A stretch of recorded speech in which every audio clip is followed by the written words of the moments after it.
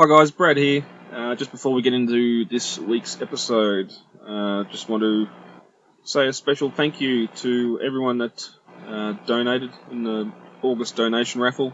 It was drawn this Sunday.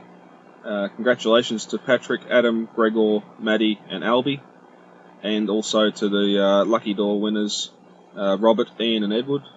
Your prizes will be shipped out this week and you should have them shortly. A massive thank you to everyone that donated. It's our most successful donation drive yet.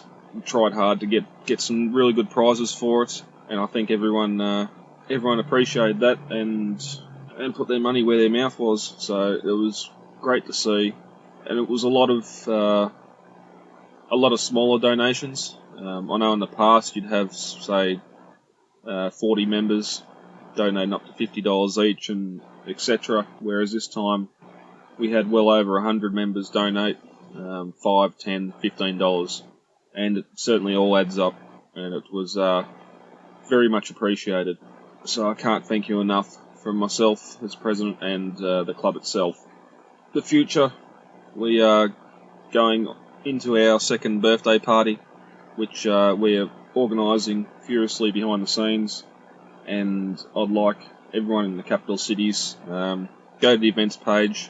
If you can make it to the event, hit going so we get numbers and we can really have a good event.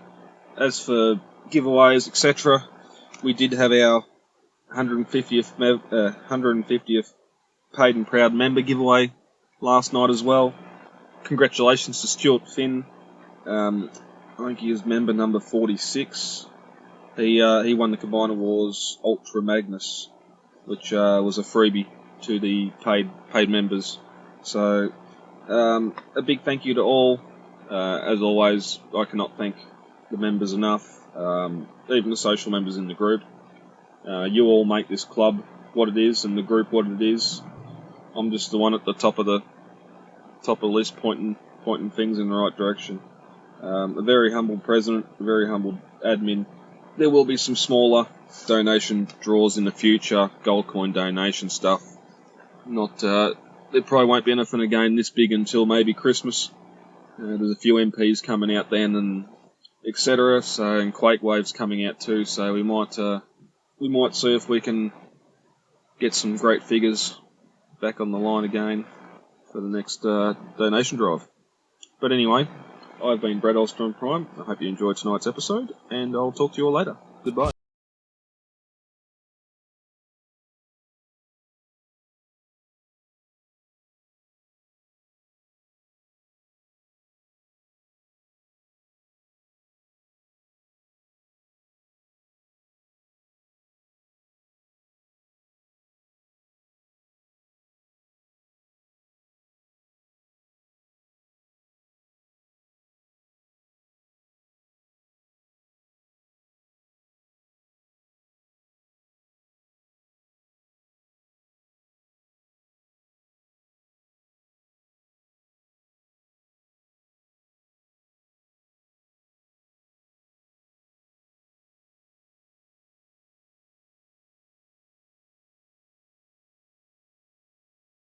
Off the Shelf, the voice of Transformers Collectors Club Australia. This is episode 27. We are recording live on August 28th, 2015.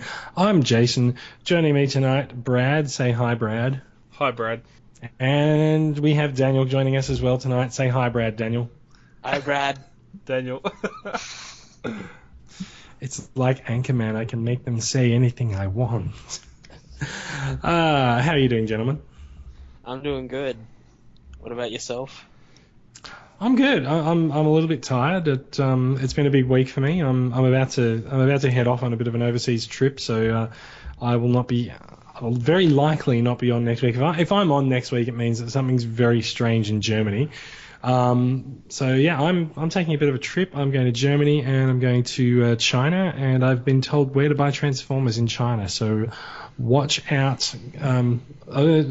Watch out, Qantas. I think I'm coming back on. So yeah, aiming to have a bit of extra baggage coming back with me from China. One, keep clear of Indonesia and the volcanoes, and two, what's the time zone in Germany currently? Germany is GMT +4, so it's 8 hours behind us.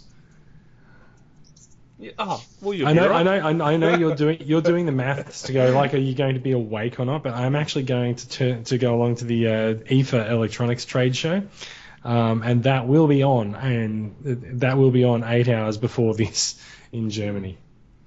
So yeah, I'm going to be pretty busy next week. No reporter in the field. That will be me.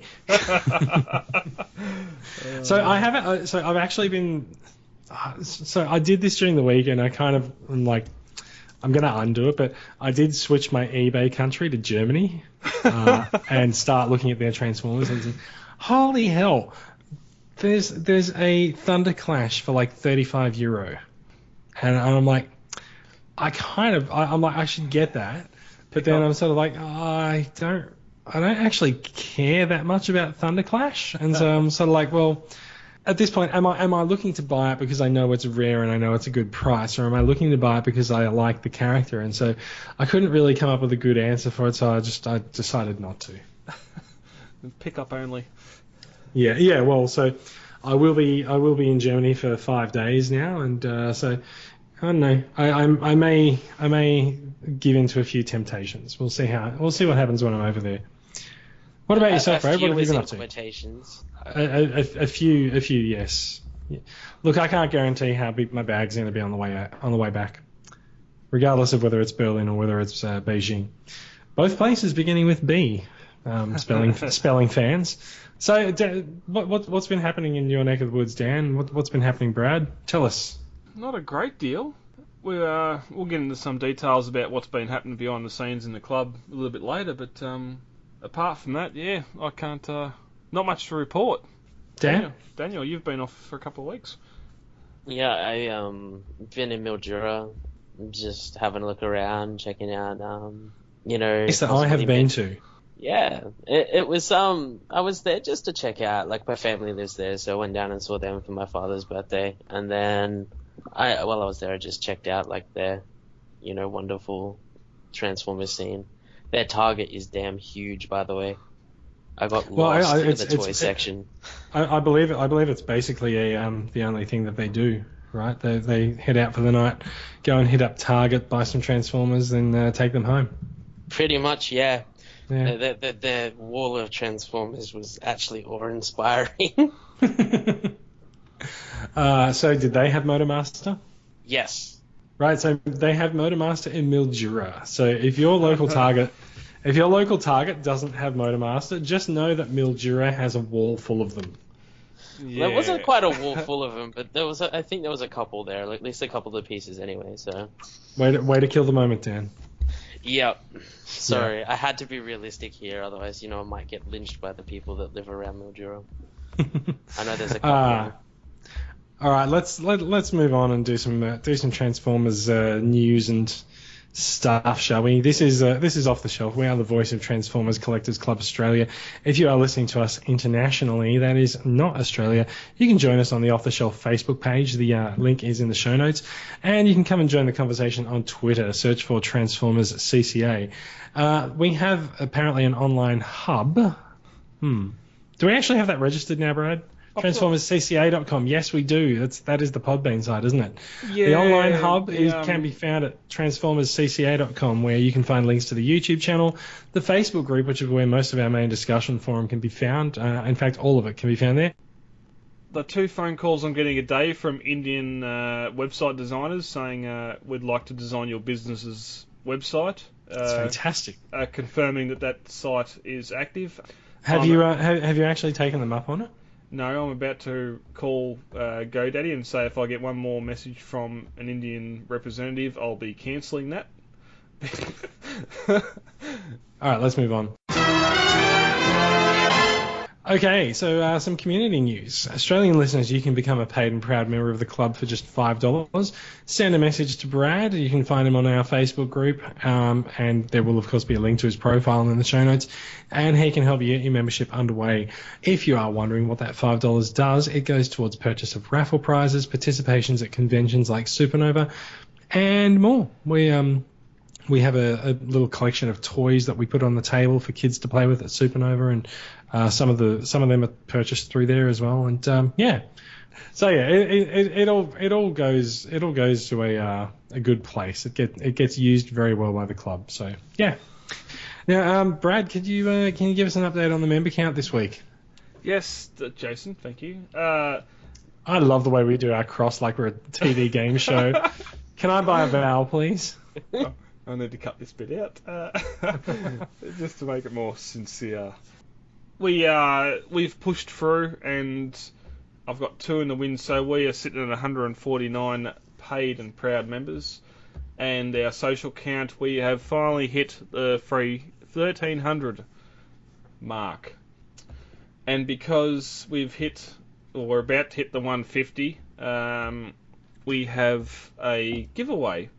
A members only giveaway for those 150 people. Once we get one more person sign up. one more people. Yeah, one more people. It depends how many heads they have. Yeah, yep. So they could be from Tasmania. Bam. I was not going to say that. I have a combinable as Hasbro Leader Class Ultra Magnus that I am ready to send to someone. All you have to do is be a paid and proud member. So that includes me. You can sneakily send that in the post to me, right? Yeah, your name's in the hat. If your name comes out of the hat, well, yeah. Hey. Yep. If the name comes out of the hat, I'll be one happy man, because Ultra Magnus is definitely up there. So if you make up a fake account right now and join the group and send Brad $5, you can have a 1 in 75 chance instead of a 1 in 150 chance. But that's cheating. One thing that will be drawn by the time you listen to this is our August donation raffle. It has been a massive turnout. We've sold 100 members of the group have brought raffle ticket or donated to the group, and they have got their tickets. We blew past our 300 ticket goal, and currently we're sitting at about 425 tickets sold. That's good. That's very good. That is amazing. That's all the Nova tables next year paid for, right there. So, a massive thank you to everyone that has participated. One thing that was interesting was there was more people but less donated. There's a lot of $5, $10, $15 donated, which it all adds up. If you think, my $5 won't count, well, it certainly does.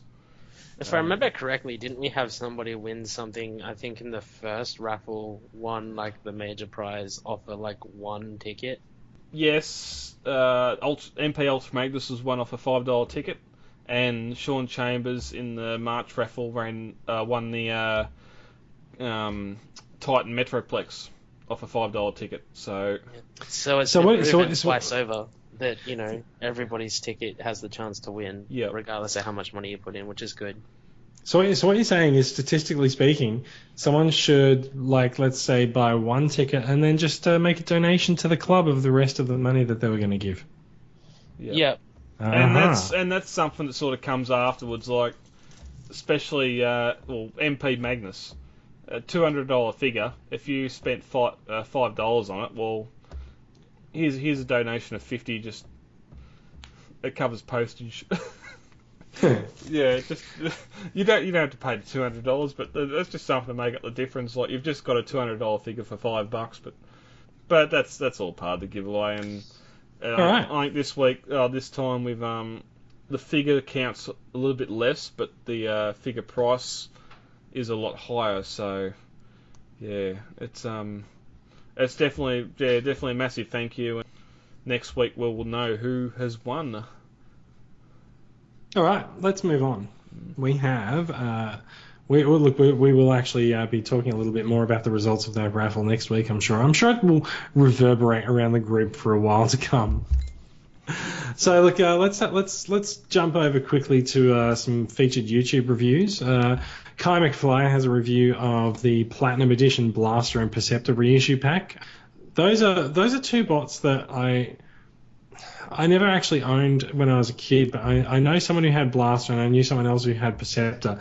And I think because I was possibly just a bit of a nerdy kid, Perceptor was always a little bit more interesting to me than Blaster, but I think I ended up playing with Blaster for a little bit longer.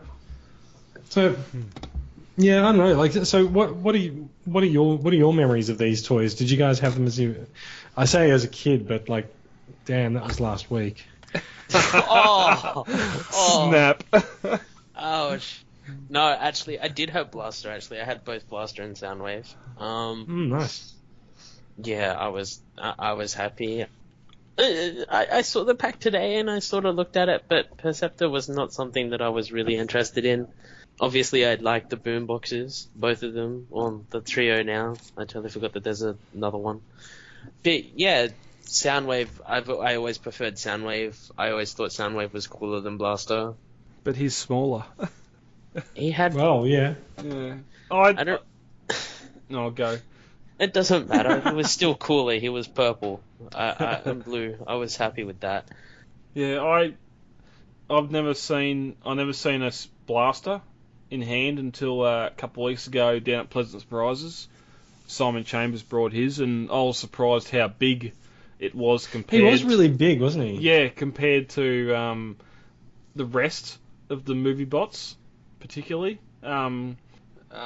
Preceptor, I got Preceptor probably a year ago, and he had a broken clip and that. It's a G1 figure.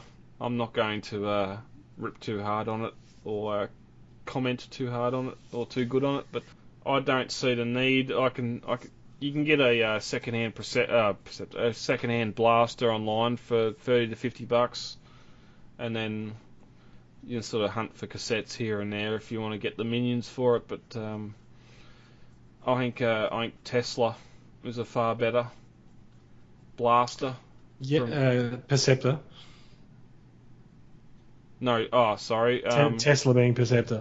Who's You mean Transistor? Transistor, sorry. Goddamn third party. Yeah, I think Transistor is a far better looking, and he'd be in my collection one day. But yeah, I keep seeing Transistor around, and like, I kind of feel like it doesn't. I don't know. It doesn't feel like they've added a lot of detail that you normally expect to see in masterpiece figures. Like, it just feels like it's sort of a slight reworking of the G1 toy with shinier pieces and ratchets that have more points of articulation on them. It just, I don't know. There's just something about it. It just feels like it's not quite that. It feels like KFC didn't really stretch themselves with Transistor. I see that candy apple red paint job.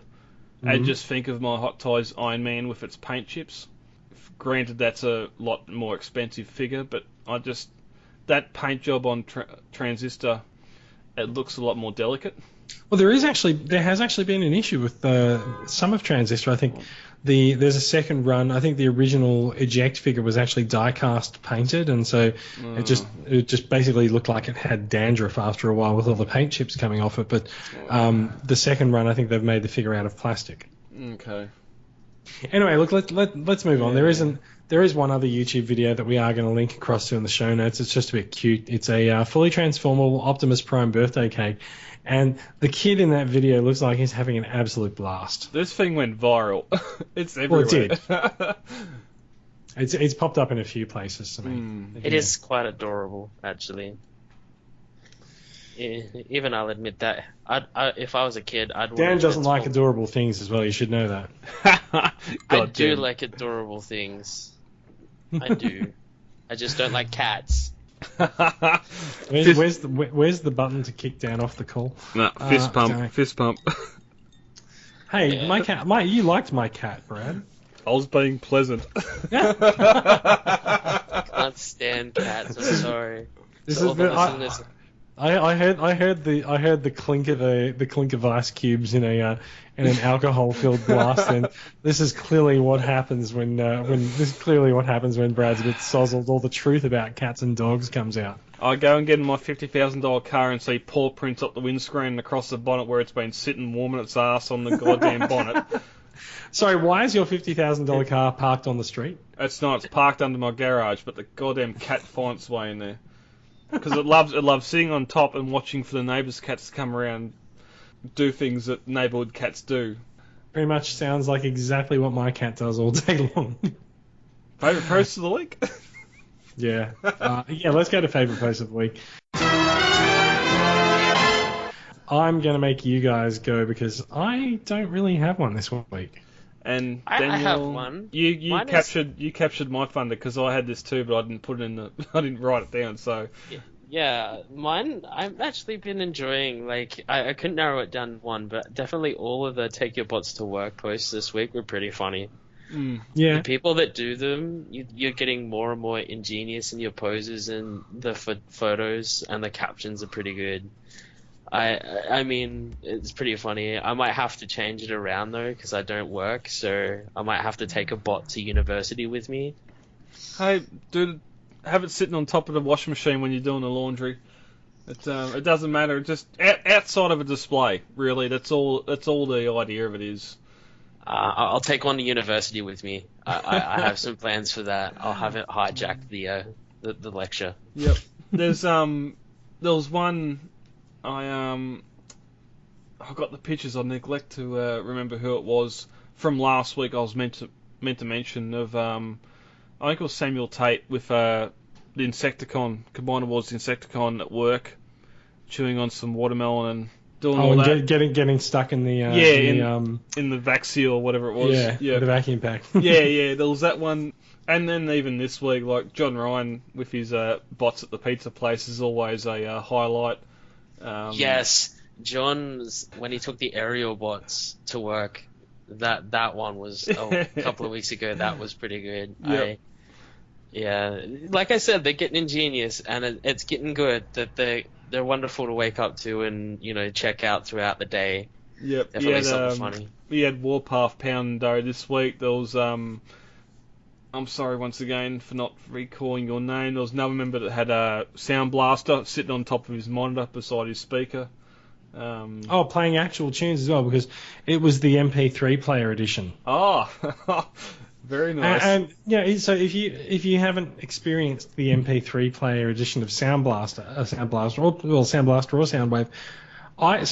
I really like it for a couple of reasons. In terms of the figure, I really like that the figure is very minimal. Like they've taken all of these places where there's like bumps and ridges and lines, and they've just smoothed it out, so it's a very minimal, straight up design. But as an MP3 player, it is terrible. It has an SD card slot. It's not a micro SD. It has an SD card slot, and if you put a card with more than 1 gigabyte of data in there, it freaks out and it doesn't play anything. Oops. But more than that, like as far as I'm concerned, like that thing needs one of those like one-line LCD screens in Soundwave's chest in order so that you can see what it's actually doing and playing, because it's terrible. Like trying to figure out which track it's going to play forward and backward and whether or not the thing's even bloody well working. Yeah. Anyway, that's my rant about Transformers Device Label. If anyone would like to sell me one of those sexy, sexy, hot, frosted white ones, oh my god, just PM me, please. I would love it. It's fantastic. And I'd even set it up right next to my Masterpiece Soundwave that I'm looking across the room at suspiciously right now. Nice. There we go. All right, so I think I've bluffed my way through favourite post of the week. Let's get on to some news, shall we? Alright, I'm going to take over this one because Go for it. Why not? Hasbro Asia has released Transformers Combiner Wars Devastator's official sticker sheets. So for those that like putting stickers on the Transformers, I personally don't. I actually hate it because I'm uncoordinated. I really tend not to as well. Yeah, I've still got my sticker sheet from Metroplex sitting in its box. But for those that do like putting them on and want official ones instead of going out and buying third-party repro labels, Hasbro Asia has released them. So you can't just get them. You have to actually buy. You actually have to buy it in the store. Like you have to buy Devastator. Oh, really? What? Yeah. Yep. They're only available in the box that you buy it with. Oh. So I'll just also point out this. So we're linking across to TFW 2005, but it is in fact a TCCA member who submitted this news to TFW. It's Thomas Lim. So a big hello to Thomas. Hello, Thomas. Hey. This was posted earlier on in the week, and it's just because I can't get links from the from the Facebook group to post to, so that's why it's gone from the TFW page. But this is... Why was this not with the original Hasbro figure? I want this sticker sheet so much. So just on that, like, I'm not talking about who shared it in TCCA. TFW is talking about Blind Spot 77. That is Thomas. Yeah. Yeah, Thomas submitted it to TFW. Yeah, but he posted on the group a couple of days ago. Oh yeah. That's it's because it made it onto the group. Yeah. So it says it's unknown whether or not it'll be available through other means at the time. I expect that at some point someone will make a copy of it. Either that, or this is probably what repro labels will end up doing as their template. Who knows? Well, there's a post later on in the group, and they've got exactly the same torso shot with the figure they're yellow and black stickers are a little bit narrower, so. But repro labels definitely have a sticker kit coming out. We'll talk about that in a minute. But I just like Metroplex. Why was this not included with the original figure? It makes it pop so much better. It is interesting. I think, especially if you are going to spend $200 on a figure, if there's going to be a sheet of stickers, I'd like to not be nickeled and dimed and like have people like ask me to spend another $10 or $15 just on stickers for it. Oh, 40 or 50. Far out. It's just a sheet of stickers, for crying out loud. Yeah, I know, it's pretty ridiculous for sure. Yeah, and yes, I haven't put the stickers on my Metroplex. It's a work in progress. I'll sit down one day when it's raining and do it. But just having these stickers on Devastator would set it up. It just break the paint up. It'd make it a $200 figure. It'd almost make no, I'm not going to say masterpiece. It'll just make it so much better of a figure. Damn you! Damn. But yeah, so for those that want them, they're will eventually probably make their way out. Continuing on, Combiner Wars Defensor commercial for Hasbro Australia has been released, and I actually have to say I actually like it. Oh man, I got a question for you. That's not Peter Cullen voicing Optimus Prime, right? Why is Prime in it? It's Defensor. Have you watched the video? No. It's like right at the beginning. Right at the beginning, Prime. There's a transmission from Optimus Prime telling them that they need to take down Menasor and stuff. But like, it's like it's like this person's going, "You need to take down Defensor, blah blah blah. I'm Optimus Prime." No, that is not Peter Cullen. That is not Peter Cullen. I'm pretty sure it's not in that ad. It's like it's terrible. Whoever is voicing that is like, no. But so the thing is that like we notice it, but like kids aren't gonna care in the ad if it's not Peter Cullen voicing it. Like they don't care. They probably don't even know who Peter Cullen is. Like he's just some guy who turns up in the movies. Yeah, pretty much. Exactly, and that's the same as the Superion and Menasor ads have been playing pretty full on here recently, and young fellas more happy to see the actual robots on screen and not who's talking. Yeah, my thing is, yes, the Deluxes are getting it, but they're still not getting the Voyagers out there. It's odd that they're pushing the point of the figures coming by us when we're not putting them on the shelves. Yeah, the other thing I find a bit weird, if you've got the video in front of you and like you're going through it, there's a point where where it swaps over into the figure. It's almost like when it cuts into the actual like footage of the figures and there's like kids playing with them and stuff, it's really dark. It really is. Have you noticed it? It goes from like 12 seconds in. It's actually just really dark. Yeah, that is not Optimus Prime. No, I told you that. Yeah, that's for sure. But yeah, go and have a look at like 12 or 13 seconds in. It's like this ad is supposed to air on TV, but the footage of the kids playing with the toys is really dark. But the CGI footage and stuff is all fine. It looks like somebody forgot to turn on an overhead light.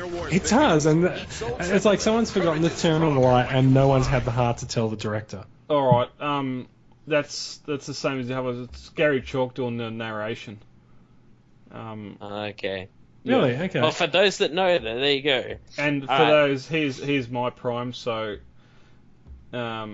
he's doing narration for it. Yes, I don't. When you say narration, you mean he's voicing Optimus Prime? No, or is he actually no. the? He's doing the. Oh, he's the voiceover guy. Okay, yeah, he's right. the voiceover guy.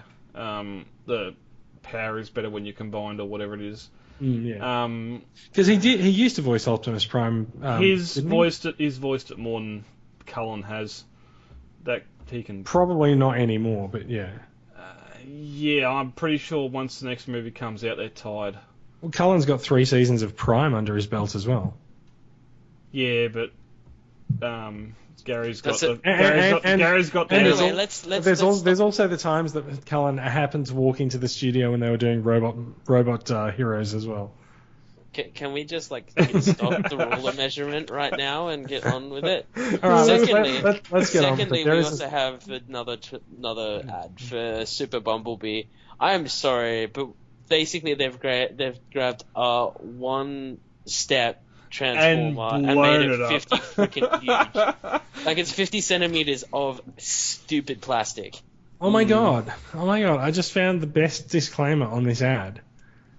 If you move the ad to 2 seconds and look underneath YouTube's playback, it says animation use. No shit.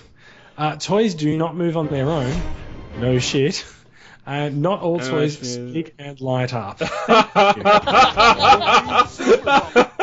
you. Thank you, Hasbro. Oh no! Maybe they've had to put that in after some kid stumbled across the old school Toy Soldiers movie. No, my toy doesn't light up and speak to me. Pretty much, yeah. Wow, that's wow. Toys do not move on their own. Not all toys speak and light up. Okay. Is there more? Converts fast. Oh no, it's in the whole thing. Okay. Not all toys are created equal. Yeah. Let's move on. It's just an ad. Yeah, exactly. And if you go to YouTube and type in Transformers Australian, you're going to see a dozen of these. So there's just 2 I cherry picked to put something in the Hasbro news. But yeah. Next. All right, let's move on to some Takara news. We got to look this week at Transformers Adventure TAV 25 and 26. 25 is Runabout, which is basically Blackjack and Rodimus, but he's got a hot new red and black color scheme. So it's pretty. He's what we would call a Legends class figure.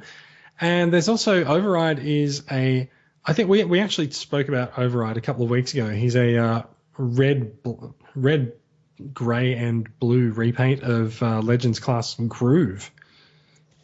He looks pretty good too. I kind of like him. Actually, to be quite honest, I actually can't stand that paint scheme. Really? For Override, I can't stand it. I don't know. It just sort of looks like that they've decided to grab tracks and then just turned him into a motorcycle. Actually, so for me, he looks more like Gears. Yeah. He's got the same sort of color scheme as Gears, but I kind of feel that it works alright on the I kind of feel that it works alright in the vehicle mode. The robot mode I could take or leave. Yeah. To be fair though, I do like Runabout though. I like Runabout as a figure. It looks alright. Oh, I like this. To be fair, I hate one figure, but I like the other. I gotta be equal in my understanding. I can't just say I hate both because that's not the truth. If it was Rodimus, however. That'd be well, it is Rodimus in all but name and color scheme. Exactly, but name and color scheme and faction. It is not Autobot, so therefore it's okay. So you know what I've noticed here as well? Maybe it's elsewhere on him, but Runabout, if you look at the figure in the box, clearly has one of those stupid data disk things that does something in the app in the game when you scan it. Yeah. But Override doesn't seem to have it, but does have the app promo. It'll be somewhere. It might be something. It might be on his back. I don't know. Yeah. But they've also these figures actually do have more traditional Autobot and Decepticon logos on them as well. Yep. So yeah. And the colours there they've both got Decepticon colours. Oh, Decepticon. One's got Decepticon colours. One hasn't. They colour wise they sort of suit to what faction they belong to. Yeah, I think that's true. Yeah, they're just throwing those primary colours in there. If it's something I'd get, no. I've got the Rodimus Prime, and it's the same. It's a blackjack mold, isn't it? It is, yeah. Yeah, and I've got that on my Menosaur, so I really don't like the way that the Combiner Wars figures have the chest piece attached. yeah, you got to though. I don't think you do. Look at the figures of the Japanese one. It looks so much better without it. Have they got the hood closed though? Anyway, we can do this. We can do this later, but yeah. Anyway, let's move on. It's two new Legends class figures, and it does look like those aren't actually coming into the Hasbro line. So yeah. So we also got a new look this week at Masterpiece Ironhide, as well as a surprise announcement of a red Masterpiece Bumblebee. Or did we talk about this last week? Actually, Red Bumblebee was on last week's show, but Bumblebee was on last week's show, but this week he actually went up for pre-order at a number of places. And I'll just say props to Premium Collector putting him up for a super cheap price. It was really good. So meanwhile, we also, looking at the numbering on this page, Red Bumblebee is Phase 7, but Ironhide is Phase 6. Now, Benny Messenger in the group pointed out that this could mean that Ironhide is actually going to come out sooner than we thought, or at least sooner than Red Bumblebee. Yeah, and that's one thing I noticed too. Like when we got Ironhide a month or two ago, or a couple of months ago, Red Bumblebee was in the works well before it, or planned to come out well before it. So it's planned to come out before it. I'd never even heard of Red Bumblebee until last week. Well, exactly. But this sheet says that Bumblebee, Wheeljack, Skywarp. When we heard about Skywarp 3 or 4 weeks ago, Thundercracker. Thundercracker. They already knew that that was coming. So Thundercracker is not actually listed in a phase number here. So maybe it's a little different. No, but let's drag it back to Ironhide. Sure. Well, I mean, so there's both Ironhide and Bumblebee to talk about this week. But let's talk about Ironhide because his skirt is a bit controversial. I really hope that was the thing that you were about to say too, Brad. No, I want him for the Mario mode. I finally have something to pose next to my Age of Extinction leader Optimus Prime. He's got his Mario Kart mode there ready to go. Do you mean the half transformed mode? Yeah, you got the car on the bottom and his torso on the top. And just put the arms out and he can collect mushrooms and bat off Diddy Kong and it'll be all good. So I'm not going to lie, alright, looking at... Good. Alright, I'm going to lie right here. Tell us what you really think. Tell us what you don't think. Okay, I don't think it's a fantastic figure. No, I actually do. I actually like the fact that it hasn't got any back kibble, but at the same time, looking at it, I think Benny and a couple of others were talking about it in the group not that long ago, that it looks really flat and empty in the back. It does. None of these pictures show the back, but there are some others out there. Oh, no, sorry, there is one that shows the back, but it's with the jetpack on. Yeah, I've got the YouTube video. YouTube. Is it me, or just looking at that picture? Does Ironhide have a butt? There's 2 spare tires there. Yeah, and they are shaped that way. Well, they're round, but maybe they're made of iron, and that's his Ironhide. Oh God! How long have you been sitting on that pond? About 30 seconds. That was terrible. Thank you. I'm here till Tuesday. Remember to tip your waitresses. Those side flaps do not bother me at all. They sort of don't, but what does actually bother me is more it's more the front of the van. Yeah. Looks like it's just sort of like angled down and just sitting there, and like so. I've got the eye gear Ironhide on my shelf, and just looking over at that, he looks a lot more like a Generation 1. He looks a lot more like sort of a masterpiece. I would expect to look, or at least what I'd expect that masterpiece to look like. I don't know. This Ironhide has a lot of bright colours. Yeah, even the face sculpts I'm not. I guess. The face sculpts I'm not happy with either. Those two, just the open mouth and the closed mouth. They've got the 2 animation modes underneath, and it just doesn't. You're trying to go off cartoon accuracy, and it's never going to work because every time they animate it, there's something different. And you can see I that. always found that in the show, I always felt like Ironhide's face was drawn and he looked a lot older, whereas this looks like a very youthful face. Yeah, this is an Orion Pax face. Yeah, I think it is. Yeah. I love the accessories and everything it comes with. The alt mode looks awesome. Bot mode, Alex Chin. The alt mode does look like a van that wanders around town luring kids in with candy. Alex Chin He's posted some the candy photos. He posted some photos today of comparisons between this and the original G1 versions, and the resemblance is definitely there. And those that complain, well, Takara are going for G1 cartoon aesthetic. Purple gun for Magnus, anyone? So, What's that? Purple gun what? Oh, MP22 having a purple gun, the red bumper, because it happened in one episode of G1.2 season 3. Yeah, I need to wait until I see some reviews for him. I'm still looking at the eye gear, weapons and medical specialists for my Ratchet and Ironhide. I honestly, I'm not really thinking. So I have those eye gear figures, and I don't really feel the need to buy this Ironhide. It's probably a good thing that the third-party prices sort of stay high. So if you decide to sell yours and go for this, you wouldn't be out anyway, whichever way you went. But I don't know why you'd sell just to get this when I think they're a better figure.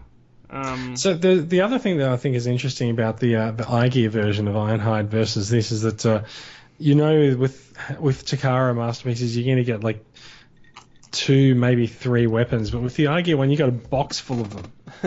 Like my eye gear Ironhide has this utterly ridiculous sniper rifle that is actually as tall as the figure itself, and so and it's got the feet that you can rest it down, so you can actually really rest it on something and snipe and stuff. Whereas you look at what Takara's given Ironhide, and it's a little gun from the cartoon, and it's like a drill piece on a part that comes out of his arm and stuff, and it's like all of this stuff came from the cartoon. But what Ige has done is they've turned Ironhide into the masterpiece Ironhide from the comics. Yeah, all this stuff we've seen in the cartoon last week, but never again. Yeah. It's accessories. One thing I do find interesting in closing, I can only say Prime 1 Studios Lockdown, and as much as I want to say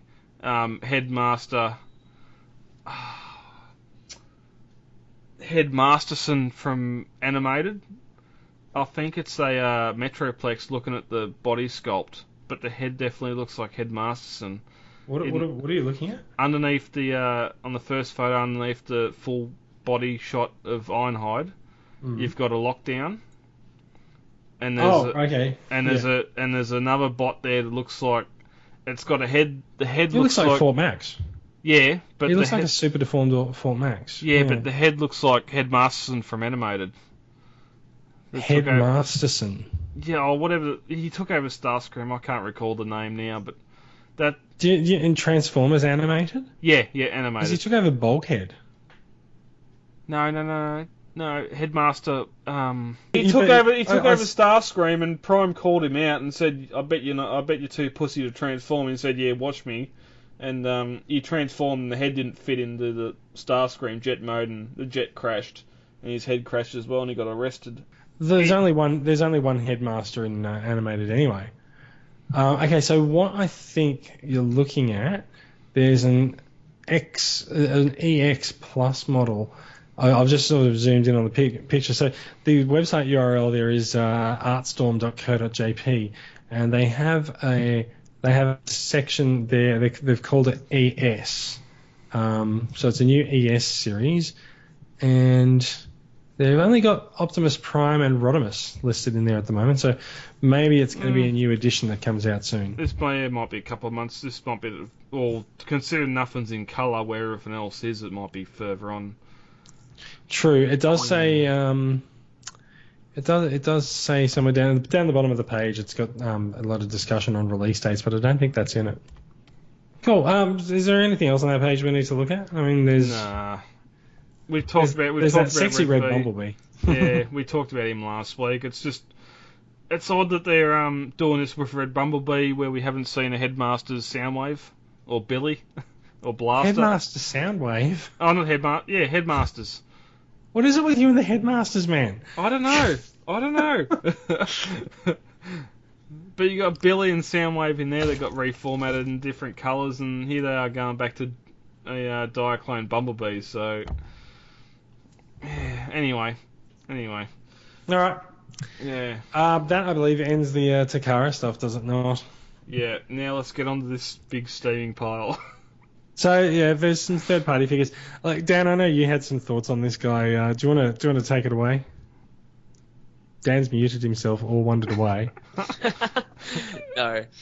My microphone just glitched, actually. Alright, so, Twirl Dino Combiner there's pictures of the fully combined, in colour of the new prototype for the Dinobots Combiner. Now, I don't like it. I don't. And it's not for the reason that it's the Dinobots and they shouldn't combine. It's not for that, and it's not for the... I'm okay with Dinobots combining. I think it's So fine. am I. I actually like it, actually. I like the idea. They might actually have the computing power to win a battle or strategize when they're all combined. The combined memory. Yeah, that's it. And it's not the overzealous amount of gold on it either. It's just... I don't know, just something about it doesn't work. Brad, you share this opinion. The wings don't look suit either. I honestly think that I think the wings are too small. Like if you're going to have a bot with wings, you've got the Make Toys Paladin, don't you? Or no, the Hypernova. I do, yeah. And like the wings spread really far out on that. And like I am not really a fan of attaching like these weird wings onto Transformers. Like I don't see why they all need these wings behind them at the moment. But like these wings, if you're going to have them on this bot, it's too small. Yeah, and honestly, I think it's just to make it's. I think honestly, it's like they've made the last minute decision to have them there instead of having them on the side of Swoop. Couldn't find anywhere else with them. Yeah, like it was sort of like, well, where else can we put them without them being in the way? And that's my issue because they're not on Swoop. They've been detached and put on his back. Yeah, but can't you Brad does have an anti-parts forming agenda. It is worth pointing out. I've got G1 Superion, which is the parts former of all parts formers, but yes, if you're going to do the big wings, yes, you'd do them probably twice the size. I don't know why you'd have wings on the back of a former when it's not going to make it fly. Although, that's kind of the point, isn't it? Although we just watched G1 pilot and they all flew, so yes, okay, he might fly, but he doesn't need the wings to do it. At least they've moved on. We got a long time ago. We got prototype images with the color images of the legs, and they had two of the Triceratops arms. And at least we've sort of moved on to that and actually got what each bot does on the combined mode. I don't like the Grimlock head sitting on the chest. They've also changed I also don't like that. head sculpt as well. Yeah, they have. I think the original prototype, the head looked a bit too much like a giant Grimlock head. Yeah. Yeah. I actually like the head in this one, but yeah, what's the point of having Grimlock's head on the chest? Like, realistically, it's just like a big giant beacon for people that want to punch Grimlock in the face. But that's also kind of the problem with any Grimlock figure though, is where do you put the head? It's difficult to work with. But even looking at that, where does the head go? Because you've got the legs either side of it, and then where the actual robot legs go down, you can see the tips of the tail. So it's alright. Easy fix this. They should Voltron it. You know, the lower jaw just opens up and boom, that folds out the head in some weird fashion. Oh, do it. Yeah. Go for it. Okay, so So what are we thinking overall?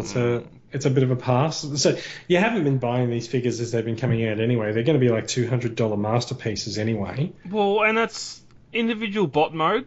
They look nice, and even in alt mode they look good. I know there's a couple of people in the group that are buying these. If I went for this aesthetic, I just wouldn't combine them.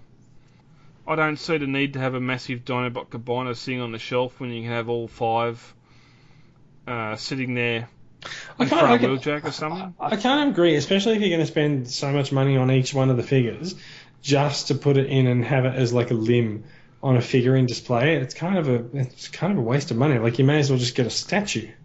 So what we're saying is if say instead of paying $200 and say it was like between the $60 and $70 mark for a limb, would you be more open to having one?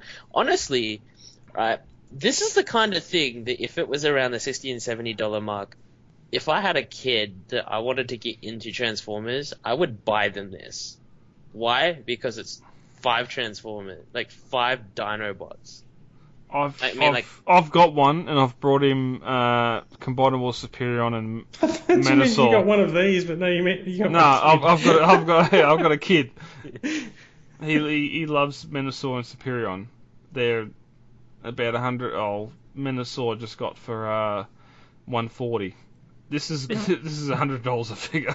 Yeah, that's what I'm saying. Like if it was like point. If it was say the Combiner was level cost, would you be interested?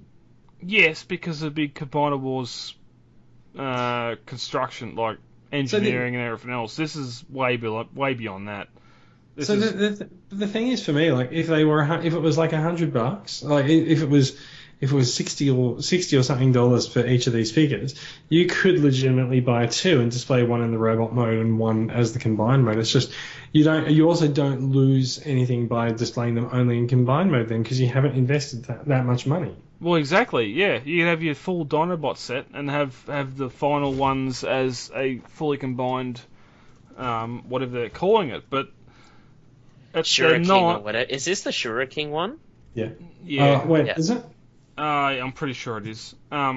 Yes. Yeah, but then the individual robot modes are so much taller than MP10. Like these blow scale way out. God. Okay. Everyone who's got the TCCA bingo card, if you've got Brad talks about masterpiece scale, now is the time to take your drink. Yep. Yeah. Alright, so just gonna carry over this, Brad, because we've all heard the scale thing. Yeah. But like when Brad's editing this episode, he's just gonna insert the scale rant. Yes. I need to find some sort of scale tune. The do or something. Yeah. Suggestions to transformerscca@gmail.com. Very nicely done. So I just also wanted to point out, so this is actually not the Shuriken. It's not the Shuriken? No, Toy World and the Shuriken is G Creation. Oh, God. Okay. So okay. So there's another one. There's another one. Alright, to be quite honest, if these weren't like insanely expensive per figure, I would get one, and purely only just so I could have it posable to fight off the Predacons. Like that is the only like Predacons in Combiner Wars as well. Who knows? But realistically, that like they both have wings. They're both in some form animals, and they're both mindless idiots that are just born to fight war. So why not have them? Like I would have both and just have them posed to fight the shit out of each other and hope to God that they aren't, gaining a mind at some point. Maybe it's one of those, not all toys are made the same. I don't know. I think it's just a fact that the company's trying to go bigger and better. As I said, like individual robot modes, they look great, and the colours, all that paint and everything looks good, but just the fact that they combine and make this massive beast, if I can say that, it's not my cup of tea. I think you sort of, there has to be a certain you have to be a certain type of collector to go for this at the moment. Yeah. I love honestly think Dinobots. the cost is the biggest factor for me. Yeah, exactly. You're looking masterpiece scale on each limb and torso, so you're looking at $200 per limb plus whatever the torso is. So that's a massive outlay for yes, it's a good looking bot, but Right. you could Look, buy. let's move on. Yeah, you could buy mint in box 84 G1 figures for that same price. Yeah. So I think we've gone around around in circles on that one a bit. we've spent too long on it. Yeah. We do have a couple of updates from Keith's Fantasy Club, which up until about 30 seconds ago, I did not know that that's what KFC Toys was. The KFC in KFC Toys stood for. So, well done, Keith. Keith. Let's just call him Keith.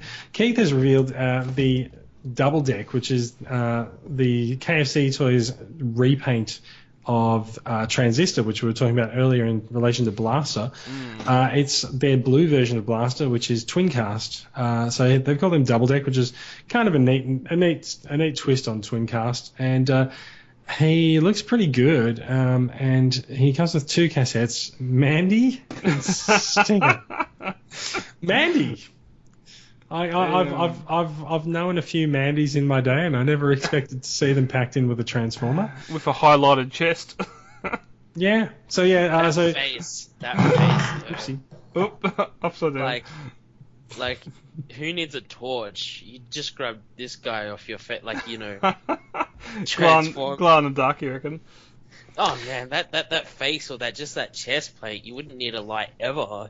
So I'm not super familiar with Twincast in G1, but can someone tell me, did he have red guns as well? We need Bill.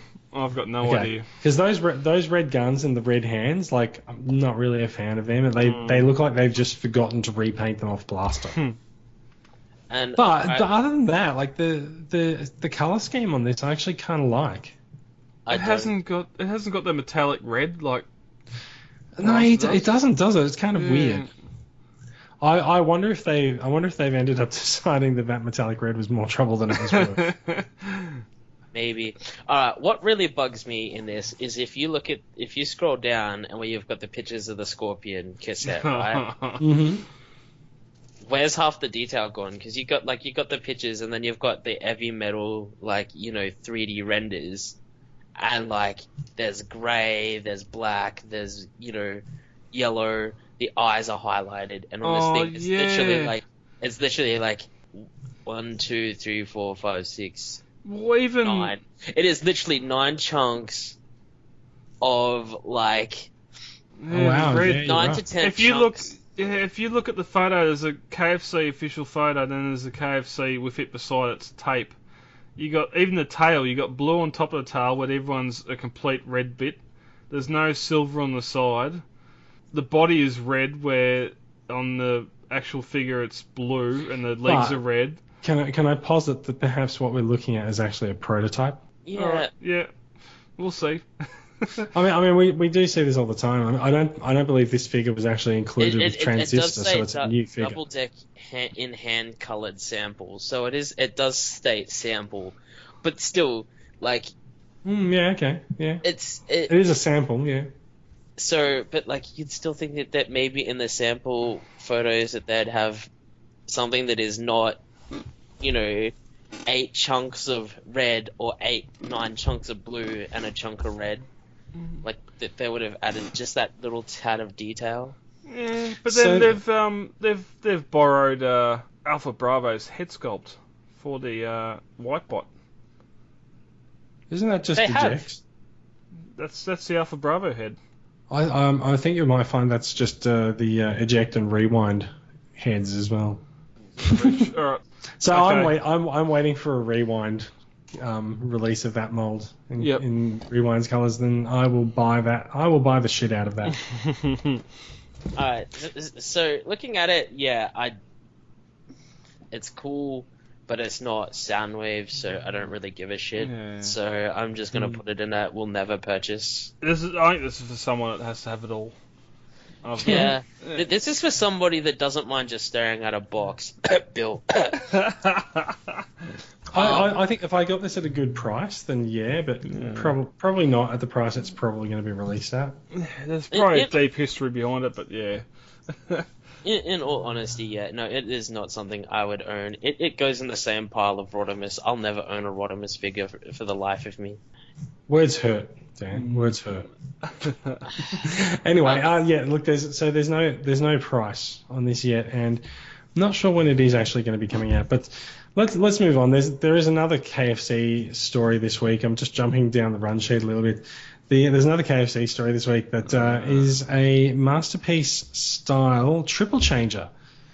It's called Ditka. It's part of their EV metal. So like, I get the feeling that with KFC toys, you sort of have to speak like this when you pronounce their name, and maybe do them like a bit of South African and say this is the EV metal Ditka.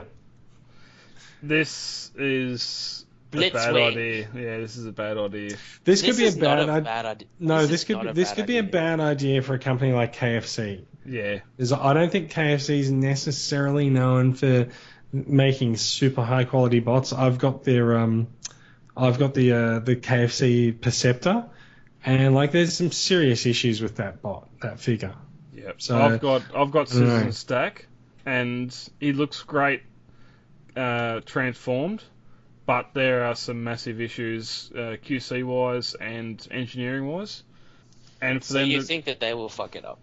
In short, possibly, yeah. I would not put a pre-order down this until I've seen some very favourable YouTube reviews. Holy shit! There are actually pre-orders going live for this, even though literally the only picture that has been released is a CG render. Yeah, which is the one that is like the purple, where it's got like the sword, the gun, like the. I'm sorry, do something else. Go do where's that Octane we seen 6 months ago that never hasn't come out yet?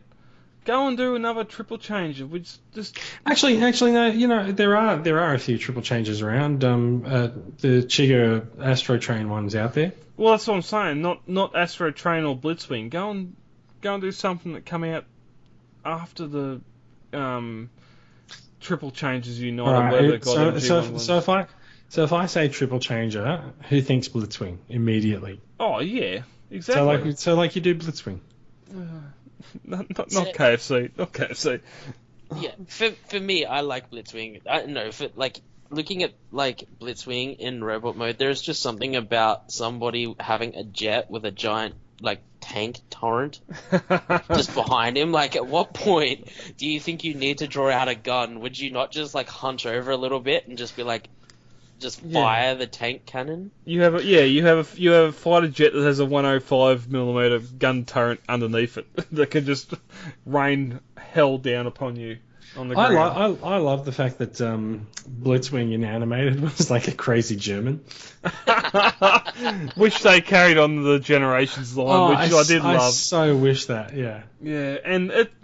Actually, I think Blitzwing is probably one of my favourite characters in animated. He was very fun. And the Generations line, yes, there's a couple of shoulder issues. Then the tank alt mode isn't sort of up to scratch with the rest. But that's one thing you have with bots trying to be Earth mode vehicles and robot. I don't think they've sort of cracked that shell since G1. KFC, show us what you got. Because I think they should actually I think they should definitely go for get some more information about it. Yeah exactly. All right, look, let's move on because there's very little about it so far. Yeah. All right, Generation Toy Gravity Builder prototypes for Devi. So for more people that want, more accuracy and want to fork out, more. No, not accuracy. What's it accurate Detail. to? Detail. Yeah, detail. If they want more detail, then here you go. You can fork out another couple of $100 to add on top of your, per figure. Yeah, per figure. Yeah. So hang on, you fork out $200 for CW Devi, and then you're not happy with it, so then you go out and spend another $200, so another whole Devi Yeah. to make Devi be more Devi. I don't get it. I really don't. To be quite honest though, the mixer truck looks really cool. I would be down for that, just to buy it and have it in alt mode. I mean, look at that. Look at that pink chest. I mean, that's manly right there. That is a bot that does not give a shit. That is a bot that is happy to, rep that pink along with that giant purple body, and then out of nowhere just has this giant land to air missile cannon thing on top of its head. I do love the missile platform that's up above his head. That's rapid deployment. Yeah, with only 2 missiles though. Come Well, on. yeah, it's rapid deployment of limited munitions. It's going for a big Devi. It falls under the same category as Herc, Giant. A lot of the fans the fans project stuff as being not being an update and just a really nice looking bot. Like, it looks great in combined mode, but it's not. You're going to be looking at nearly $600-700 for this thing, and it's not. It doesn't fill the G1 itch. I think it feels that more sort of hyper detail itch, which is very common with third party products. And like, I'm not gonna say bad things about Gravity Builder. Like, No. I reckon it does look like a freaking awesome Devastator. It looks great. If you've got $600 worth of materials and engineering to spend on a Devastator, then it's going to look pretty damn awesome. Yeah, and it's sort of looking at the pictures of it in the display with other things, like Giants there, and there's whatever that Megatron is. It's pushing an actual MP scale. So it is. It's pushing Masterpiece scale and detailing. Yeah, and on a lot of the bots. I've said it again. Scale. Yeah, scale. You didn't rant. It's okay. Ding ding ding ding ding. I find the first shot that they've got with a comparison with both of them up with Red Alert, that looks like a render. Oh, the bots look like renders. Yeah. And like the shot with them up against next to Wheeljack, that looks a little bit more realistic. But it's funny how the lines on their bots are much cleaner than the picture of Wheeljack. So I reckon we're looking at a Photoshop there. Yeah. And there was also one other, and also there was one other figure. There was one other comparison I saw released this week. And I'm not sure if it's in this article. I'm scrolling through it madly trying to find it now. But they had put both of the bots up against Wheeljack or someone again, and they'd drawn lines onto the image. And after taking the photo, someone realised, oh shit, we haven't actually lined the bots up properly, and so they've broken their own line and then just put a pointer to it saying it's adjustment for the figures being on different planes. And I'm like, you haven't proven anything now. Oops. You've messed up your own comparison. Well done, people. Well done. But anyway, it is a slow clap. If you want another third-party Devi, go for it. Fork out the money, because for those that like the hyper detail, it's looking pretty good. Yeah, third-party Devastator-inspired figure. It looks great. Yes, it's. It is Devastator. There's no point saying it's Devastator-inspired. It is clearly Devastator. No. It is. These alt modes are not Devastator. Sure, they are. No. They're the same vehicles. No, they're way off. They are literally the same vehicles. There is a cement truck, there is a bulldozer, there is a crane. They are literally the same vehicles. No, it's Hercules all over again. I don't understand how you can look at two cement trucks side by side and say that one is not a cement truck. It's not an Earth mode cement truck or current. Hooks. The only one that sort of looks relevant. Scavenger looks... You say relevant, but like, they're a freaking cement truck. Yeah, but Scavenger looks shit.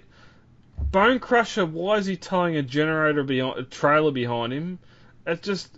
the alt mode suit the combined mode. Yeah, clearly the generator that he's towing contains some parts that are necessary for the combined mode. Yeah, that's his fist and arm. but still, like you say it's not Devastator, but it clearly is Devastator. I mean, It's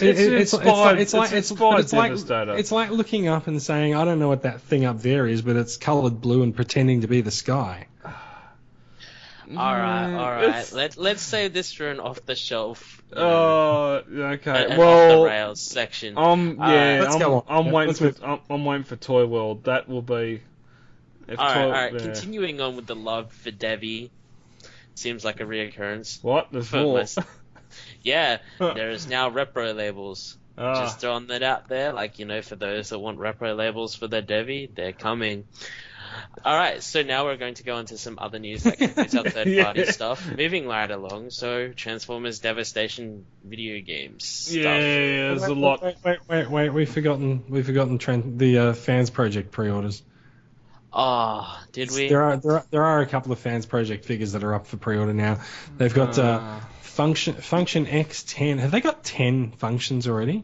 I don't think so, but you've got Function X8, X10, and then you've got the Dinochi. There's two. There's Dinichi and Dinochi. They're really similar named. There's Dinochi and then there's Dinoni. Dinichi or something. Yeah, so there you go. Okay, so first of all, there's Crocs, which is Skull Cruncher. There's Browning, or Browning 2, apparently, but is Highbrow. And yeah, the other two are dinosaurs, I think, aren't they? Yeah, the only ones I'm familiar with here are the Crocs. And there was something. What a croc! Oh, it's a croc, alright. Because they were supposed to bring out early on a what was it, City of Steel, I think it is, version, which was the Optimus Prime crocodile. Primodile. Yeah, Promodile, whatever you want to call it. So this is actually kind of interesting to me because they've shown the crocodile mode and they've shown the robot mode, but the robot mode very clearly has the windows on the chest that also show up in the croc mode as well, and it's like there's a vehicle mode that's yet to really be teased out of it. I gotta say, the Function X1 and Function X3 are two of the first third-party bots that I ever got, and I kind of feel like they're not really that good anymore. They were very much based on the G1 figure, and so it's sort of like they've just made a modern version of the G1 figure. They haven't changed very much about it, and I find they're very basic.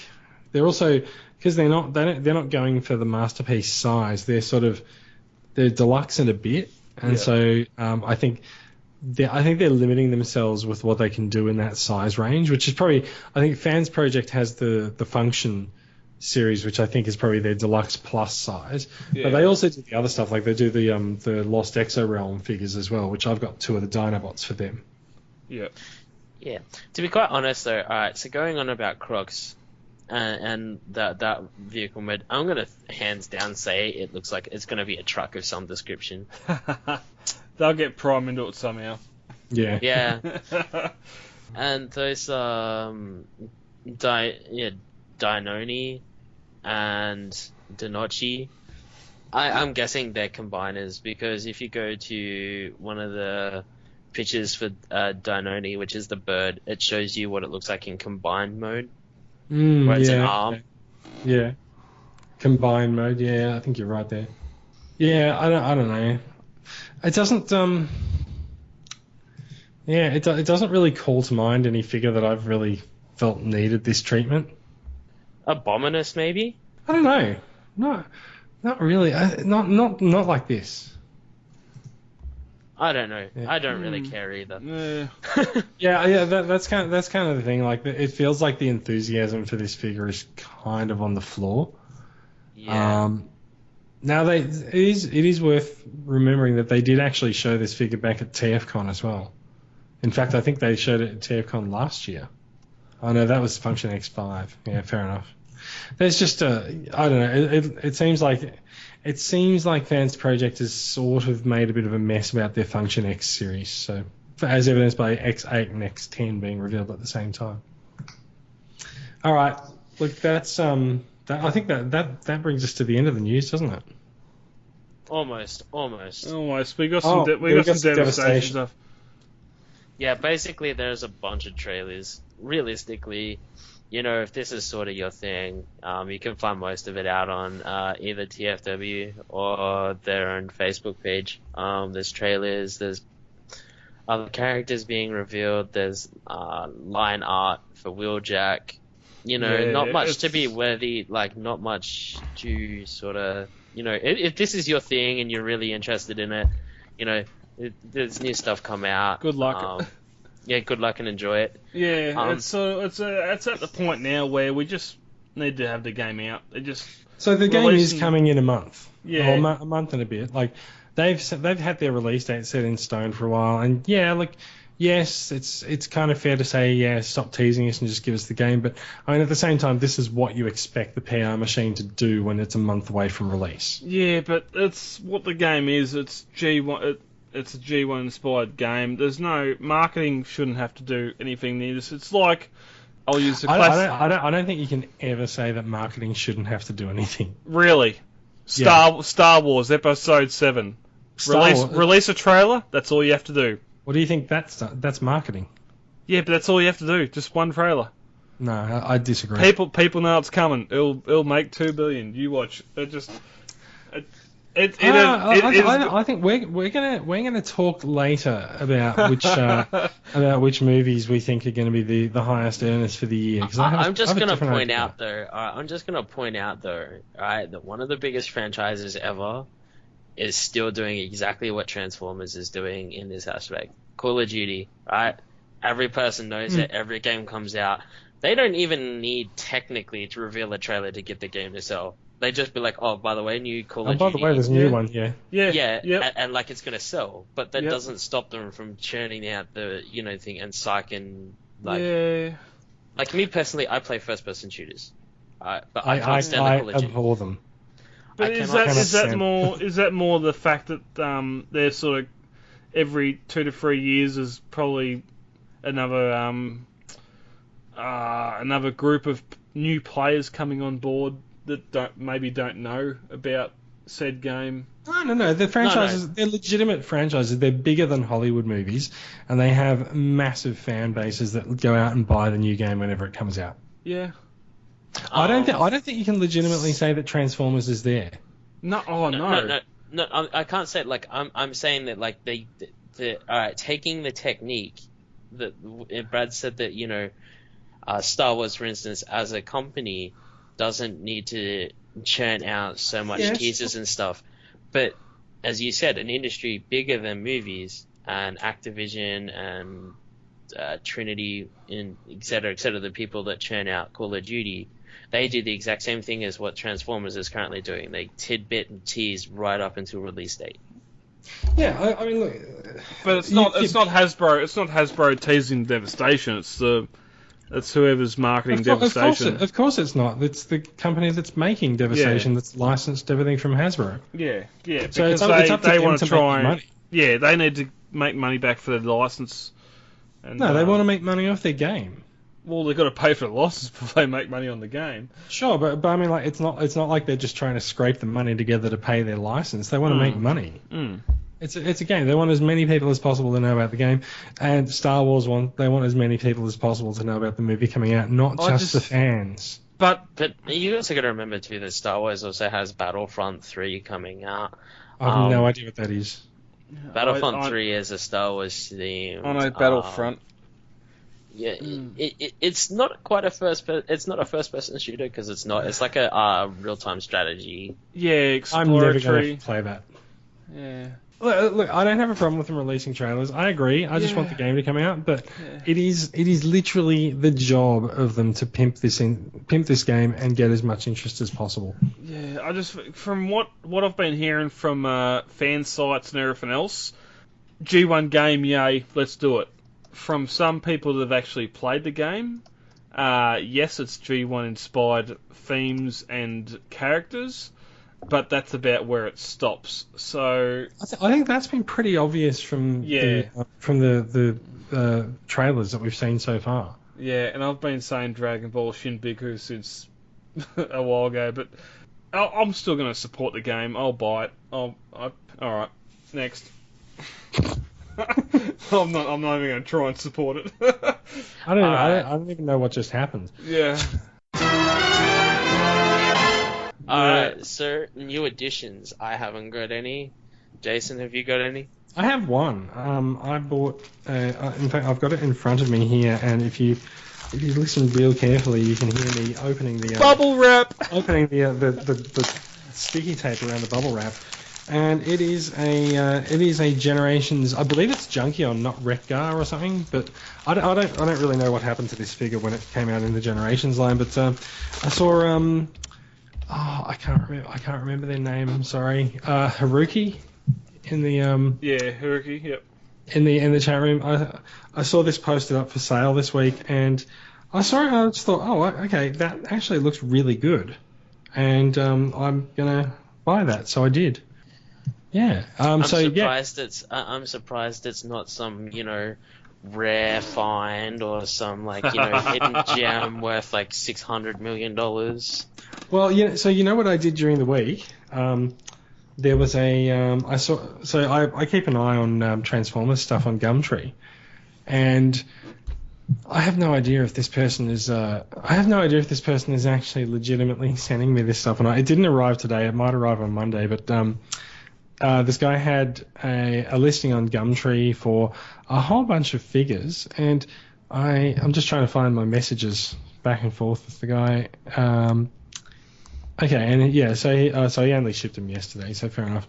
So what did I get? I've got that's not going to work because the messages are on my other phone. But I've got a couple of War for Cybertron or Fall of Cybertron figures. I think I've got Prime from both of those. I think I've got a Megatron from Fall of Cybertron coming through as well.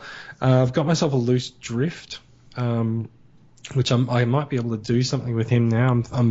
I'm trying to think of some ideas for maybe customizing him into a different figure. Because he's got a very striking look, the Generations Drift.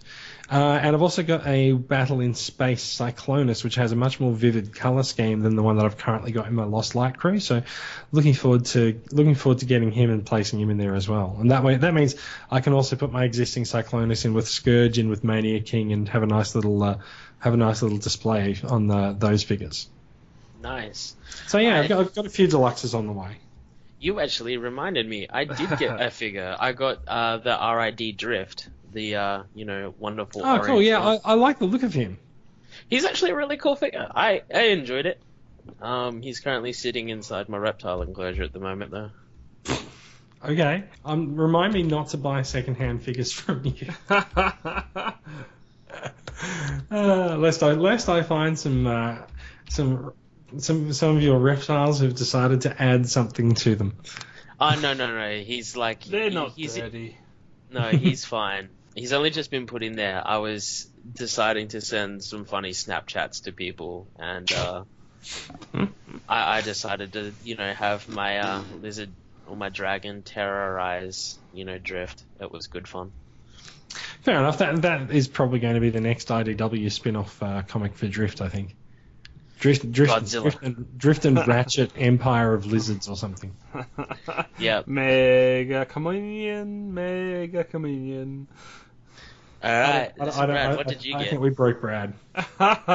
I'm broken. Rodney Rocco sent me Cabana Wars Menasor, which is... Excellent. You put this in the run sheet as Menasor-ish. Yeah, I don't have Blackjack. He come with... Hot Rod. I think that looks fine. Yeah, and it's sort of that red and yellow sort of makes. No, just leave it off. Nah, it looks good on the figure. Menasor, or should I say, Motormaster's hips. I don't know what's going on there. So this has been a problem. Like the figure's quite controversial for the method of combining. It's the way that, because I know on the Prime mold. The hips or the thighs lock in to whatever that bit folds down, but Menasor, I can't get anything to lock in. Well, so I've seen some people combining the figures onto him backwards as well. So instead of putting all the bonnets and stuff of the cars to the front, they put them to the back. Oh no, I do it all to the front, but that's just... And there are add-on kits for this as well. The Perfect Effect kit I think is out now, and that actually it apparently makes the legs a lot more stable. Yeah, yep. But it's just the hip and knee the joints. It's just they're really fiddly. So I have a question. Are you going to buy Lone Wolf now, or no? Oh no, nah. Good. No. That $150 can go towards Another combiner. That can go towards that all-female combiner. Oh God. Yeah. Maybe with better colours. I'm going to buy one purely because of how crappy the colours are. Just like I bought that Blitzwing and Astro Train. It will be the number one. You watch. No one will buy it. It'll go on clearance and fade out in 5 years' then time. Everyone will want it. In 5 years' time, it'll be the Revenge of the Fallen Supreme Class Devastator. It'll be the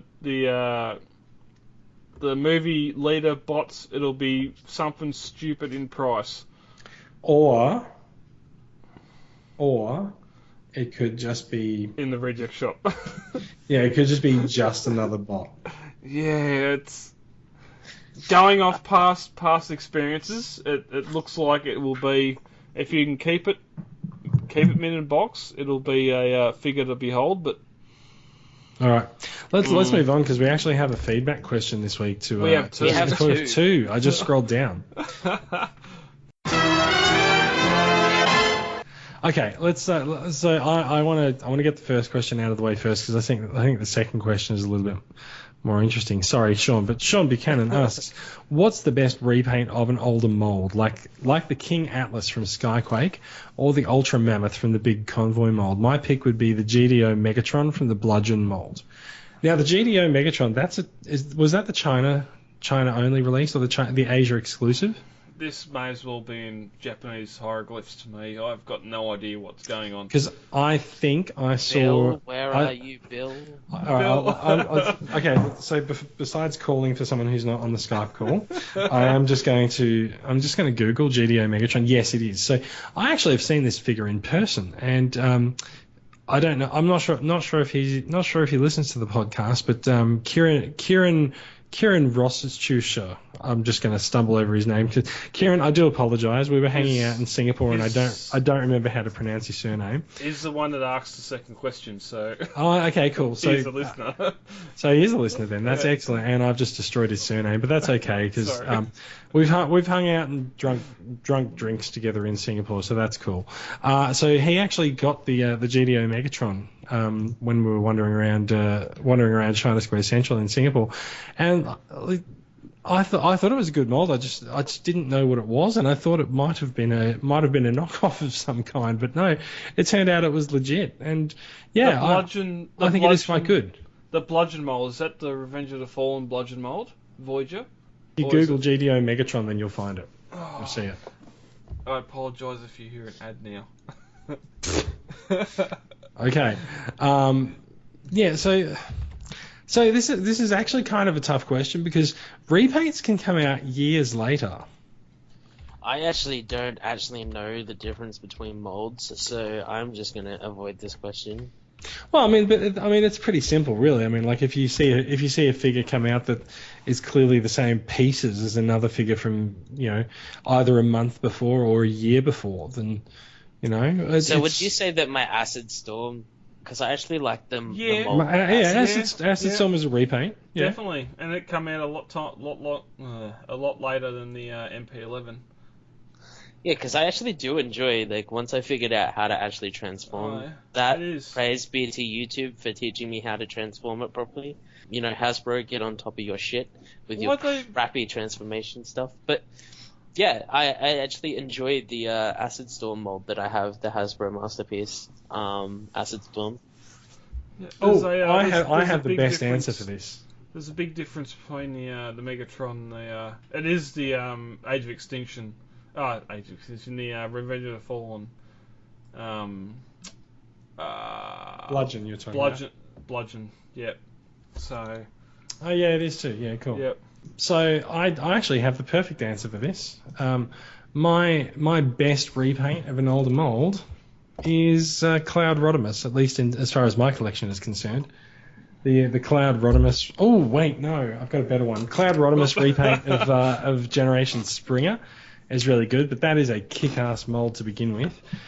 In terms of favourite, I think last week my entry for Take Your Bot to Work was the Transformers Prime Wheeljack. Yep.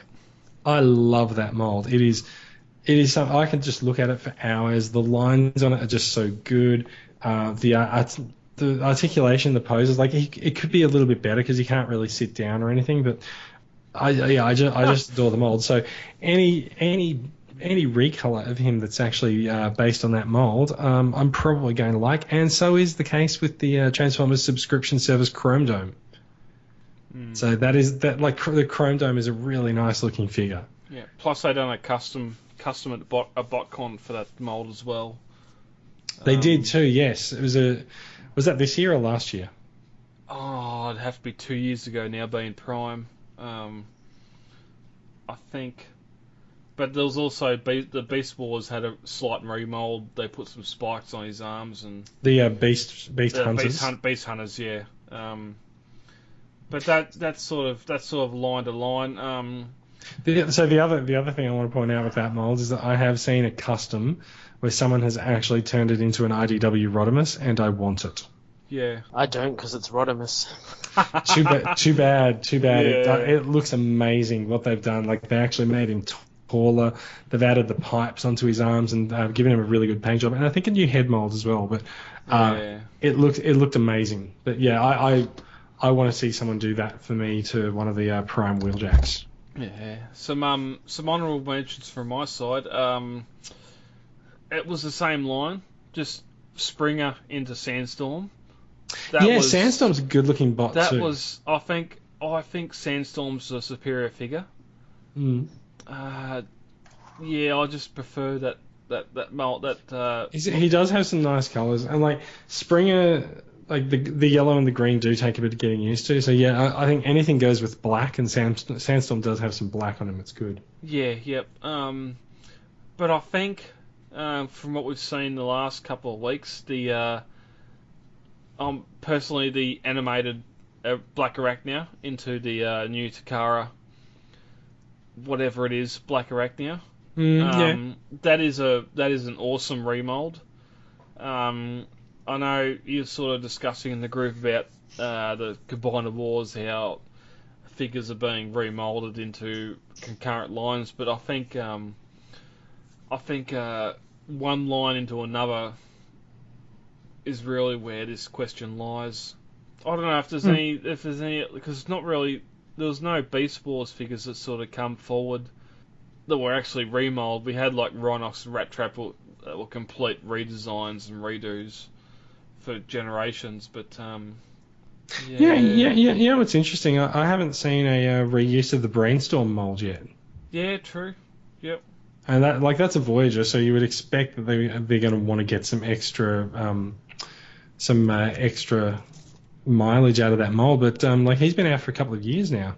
Yeah, I think Combiner Wars. Yeah. I think Combiner Wars has sort of just clouded the whole repaint, remold sort of thing. It's really made it into a bit of a distasteful thing. If you are the kind of person who looks at the molds and just sees the cheapness in just repainting the same mold over and over, then yeah, you're going to be disappointed by it. Yeah, some are just Blades, Vortex, what's Alpha Bravo, they're just the same recolor, but then you get some like Silverbolt into Cyclonus, which are completely different looking figures. Scattershot, yeah, they changed his wings. And then some of the others. It'll be interesting to see if they do anything with Skylinks, even though it's the end of the line, so probably not. There's been some really good repaints, reissues from past lines. It's very early days. We have Titan Wars coming up, and we have Moving Line coming up, and then what comes after that, well, we'll be answering that question very shortly. But on to Kieran's question.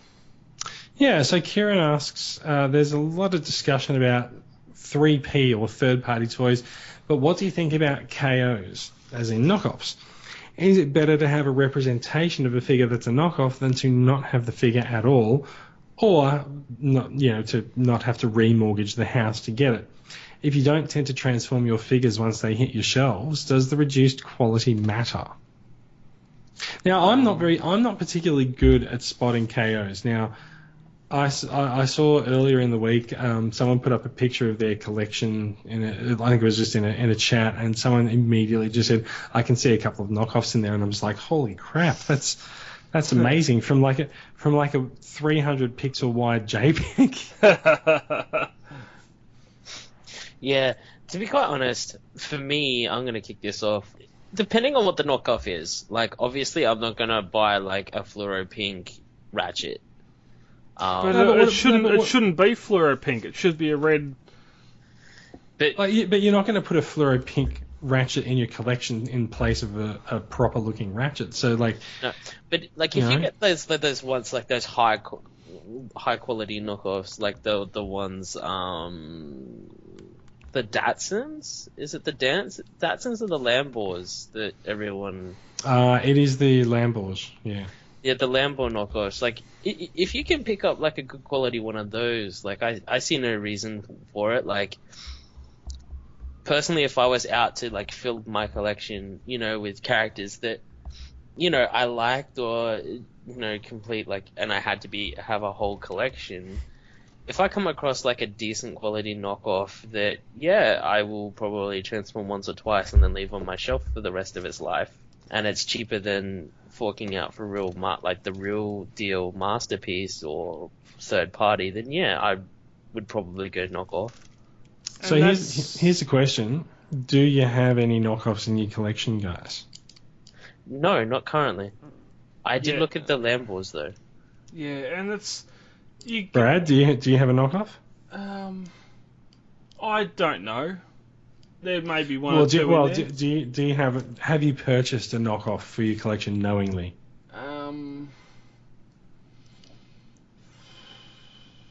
I don't think so. Okay. No, but I'm just in saying that, like, you get a Shockwave for $95. It's a knockoff, but you've got a G1 Shockwave, lights and siren. Oh, not lights and sirens, but lights and electronics work. If that's all that matters to you, then why not have something like that in your collection?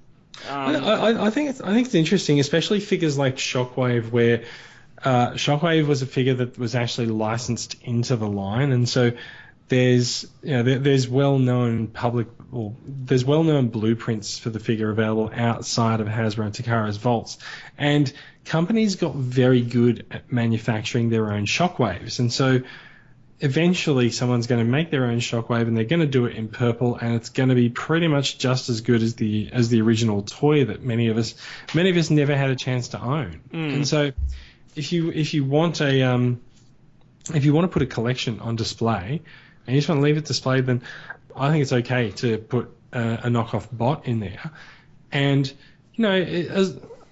as long as you're not dishonest about it, and like if people come over and as long as you don't go, oh yeah, that cost me $500, you just go, look, yeah, it's not the original, but I like the figure. I think if you own the fact that it's a knockoff, I don't think there's anything wrong with it, but I think the point of a knockoff is that it's trying to pass itself off as the real thing, and so if you put a knockoff in your collection and try to pass it off as the real thing, then you're probably doing yourself a disservice. The MP cars, Red Alert. I continually hear the official MP Alert. The paint is bad. there's either smudging, whatever else on the bonnet. But I keep on hearing that the KO version is superior. So I keep hearing different things about it. Like I hear people saying that they've got the KO of these masterpieces and the KO is every bit as good as the original. And then someone comes in and they're like, oh, I've got this figure and the paint job's really bad and the articulation is not quite right. And then people go, hey, have a look at the back and show us a picture of the back. And they go, yeah, you've got a knockoff. Yeah. And so like all of the reports that I've seen of the originals being poor are people who've mistakenly purchased knockoffs instead of the originals. And then I think there's multiple generations of knockoffs of a lot of these figures. And I think over time, the companies making the knockoffs get better. Yeah, well, it's obvious, like, they're gonna get caught out if they're not doing, like, constantly the best they can. And honestly, like, I don't, like, as you said, if you own the fact that, yeah, you have a knockoff in your collection, like, you know, like, if somebody goes, oh, that's a cool figure, when did you get it, and is it legit? If you turn around and go, no, it's a knockoff, it's a placeholder, until, say, I can afford a real one, or, as you said, no, I like the figure, then it shouldn't be an issue. As for the lack of quality, I know for some collectors it might be because it, like, you know, some might be a little antsy about, you know, shelf life. Like, obviously, if it's of lesser quality in brackets in some description, you know, not going to last as long under, like, direct light all the time. Like, it'll fade quicker and become more brittle, etc., But, you know, that's, you know, for the real nitty-gritty. Yeah, yep.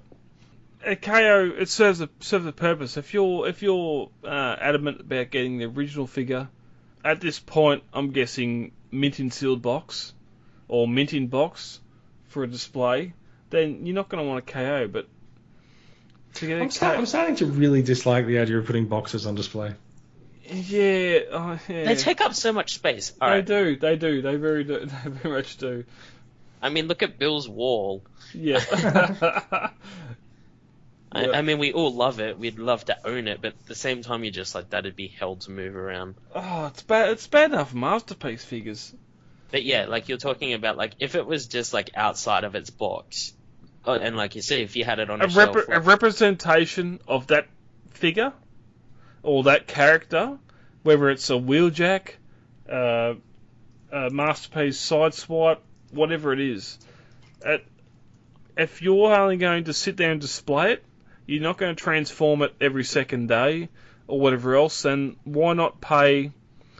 I think the current KO version of the MP cards is about 35 or 40 shipped. I don't see a massive issue with it. And like as it says, yeah, like the cost. If you're somebody, say like me, who or you know, younger that hasn't quite got a full-time job, and or is full-time studying with a job on the side, or just somebody with like, you know, other side commitments, you know, obviously sometimes cost is a factor. Well, and that's a G1. What's a G1 Shockwave mint in sealed box cost? An arm and a leg and a kidney? Yeah, you get KO one for $90. Or only one hand, because Shockwave only has one. Yeah, you get it for $90. It's brand new in box. It's not official, but if you want to show someone in 5 years' time, this is what Shockwave was back then. It's still a good representation of what he is. He's just not official. It's not like some of the Beast Wars figures where you go and do a little you go to transform it and it completely destroys itself. Yeah, I think we've done this around a few times now. Yeah, KO definitely has a place in collections. Whether you can stomach displaying it, or if it just wants to be that deep dark secret in your cupboard that at least you know I own that figure. Yep, exactly. Or unless you're Jason and you decide to walk in and get a knockoff for like $2 and then proceed to have it as like the podcast. Just throwing that out there. I mean, you know. Wait, what? You're not Megatron from the $2 store. Oops. Huh? It is lost. I've got no idea what you're talking about. You and one of your friends were out and Oh, you it's found not. No, it's Starscream. It's hot detrusion. hot detrusion, yeah. And is it Starscream? I honestly thought it was Megatron, but there you go. No, I'm pretty sure it's Starscream. Anal probe. But yeah, you have hot detrusion. There you go. He's not in my collection. I haven't taken him out of the packet. Anyway, anyway, thanks guys for your questions. I hope we sort of answered them the best we could. Yeah, I think so. Look, I think that might bring us to the end of the podcast because we have actually turned this into a bit of a long one tonight. Yeah. So look, thanks. We will be back next week. Or the guys will be back. I won't be back, but I will be back in a couple of weeks' time after a whirlwind trip to Berlin and to China. So if you've got skip a week. if you've got any Transformers that you want me to pick up in China, now's the time to send me a message and let me know. Yes. Otherwise, shipping container 440 will be at the China docks next for Tuesday. We need to fill at least half of it. So yeah. Otherwise we have to wait for all of the cars to be rebuilt. All right, let's end it. Right. So, Brad, Dan, thank you for joining us. We're all on the Facebook group. You can find us. Yep. Exactly. We're pretty easy to find. And Yep. we'll be back with episode 28 next week. Party on. All right. Thank you for downloading this latest episode of Off the Shelf, the voice of the Transformers Collectors Club Australia. For further information, check out Facebook, where we have our Off the Shelf page. Hit like, or even check out the Transformers Collectors Club Facebook group. Any and all feedback is more than welcome. You can send email to transformerscca@gmail.com or head on over to iTunes and leave us a review there. Also, Podbean have a review section where you can rate us, and that way we get out to more people. Till all are one. I just finished watching a movie with my young fellow in the preparation for this podcast. A little bit of a divergent. 80s cartoons. The ones that were adapted into live-action movies. Yeah. Do any of them stack up to 1990 Teenage Mutant Ninja Turtles? What about Ninja Turtles? All the 80s. The original Ninja Turtles movie was really good. Yeah, all the 80s properties we grew up with. Oh, they were good. Yeah, like you got He-Man, Transformers, G.I. Joe, all those sort of cartoons that decided to do a live-action adaptation of them. I don't think any come close to the original 1990s TMNT movie. And just, it's written well. The suits still stand up. I'll champion live physical suits in a movie over the CG from the last year's movie, even though I didn't mind that movie. I also didn't mind it, but yeah. Yeah, if people hate it, it's because they've forgotten their childhood. But just, the soundtrack, the fight scenes, and the turtles are in the movie. It's one thing that a lot of people complain about Transformers movie, or Transformers as the characters, and they're never in the movie. There was even that complaint about the Batman Returns. There was no Batman in it. It was just Penguin and Catwoman. But the Turtles were in the movie, and they were doing stuff, and it was great. I also find that the suits from the 90s movies, it's kind of weird that they've ended up with CGI that looks like those suits. Yeah. Yep. Yes, fair enough. There might be you could probably do a little bit of CG on the mouth to make the speaking more fluid over just the open close, but the design of the suits, the character designs, the voice actors voicing them, Mikey and Donnie, and they're all great. And I haven't watched it for probably a year or so, but it just makes it wonder how something like that can hit so well, and then the other two movies were on a decline. Then they done the full animated one that was okay. I've heard really good things about that. Yeah, I didn't mind it. What for animated? So there was a CG Teenage Mutant Ninja Turtles movie probably about 5 years ago. 2005, I think it was. Okay. Maybe a little longer than 5 years ago. Yeah, TMNT. I didn't mind it, but the subject material in it, I think from word it sourced heavily from the comics, which I was not following, which, again, I didn't mind that. It just, watching the thing, okay, there's rock monsters, whatever. We had rock lords in the 80s, so I'll go with it. Anyway, this is the Transformers podcast. Let's get to it, shall we? The voice from the deep. How was the burrito? Burritos are fantastic. If you've got a beach burrito near you, I recommend going. No, but we have our sombreros and our Guzmans, so... I like Guzman and Gomez, but beach burrito is something else. Yeah, see, it's really funny. For us in Wagga, you have literally on either side of the road, almost directly facing each other, you have the burrito joints. Yeah. So it's quite funny. Well, they should too, because like if someone wants burritos, they're going to go to that area, and if one is busy, then the other will lean up. They're both busy all the fucking time. So someone should open up a Mad Mix. A Mad Max. Yes, they should. Oh, speaking of flames. Flame on. Yeah, the reason for Carrie being delayed is that they're... I didn't even know it was delayed. Yeah, they're the flaming chest decal. Mm-hmm. They've gone back to development with it. Because really? With their paint?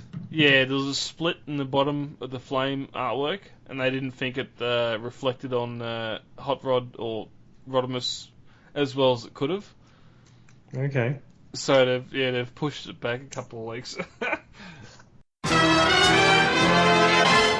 I've just got Ash. We've redesigned the business cards, and after today's knockback from YouTube, I probably should learn, but I've been sticking these cards into figures at Target.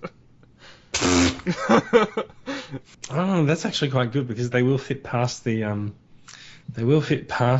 C tape, won't they?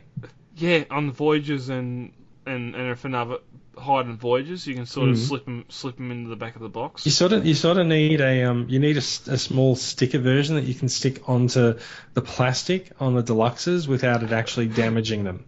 TCCA approved. Yeah. But but I mean, because like, you know, if you stick it on the package, then someone will get angry. But if you stick it on the plastic where it can easily be taken off, then that's okay. Yeah, even that after pleasant surprise when I come back and staked out Big W in Wangaratta, that's where I first started. There was like the remote control Age of Extinction lockdown figure, which isn't even a figure, it's just a remote control Lambo. Planted the card and that and a few of the others, and I think there's been 2 Wangaratta members sign up since, so it worked.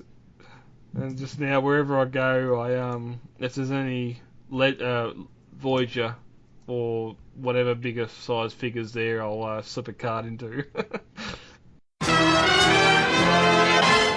Alright, so I found out what I'm going to do for Take Your Bot to Work Wednesday. I'm going to just have, like, random pictures of Loris, like, doing random shit with my bots. Okay. So... Random pictures of who, what? My bearded dragon with my bots. Okay, right. Loris is his name. Who should I pick? Yeah, you know what? Sen Acid Storm's gonna get some fun. I've just had 5 more people drop donations in. This is going right to the wire. That's good. I can't wait. Better. Like that $2,000. If $1,000 or near $1,000 that wasn't paid towards buying figures, the club would be so much better off. So I can't wait. We'll So work out what we're going to do with if you donate whatever as a business, tax breaks and all that sort of stuff. That's right, because we're incorporated now, aren't we? Yeah, we are incorporated. So Need to talk to Simon about that and see what happens from here. Nice. Even like that Apollyon Mega and Optimus Prime first prize is like $450 worth. If someone could donate that, they could probably get $100 back from it at tax time. Yeah, maybe. Alright, well, I'm going to bail, guys, because I need sleep. Yeah, same here. It's been a big day. Alright. Alright, catch you Thank two you, later. guys. Yeah, I am going to go to bed as well, I think. Alright, I'll message you in a second, Jason, if I need your audio or not. Okay, cool. Yeah. Alright, thank you, guys. Gotcha.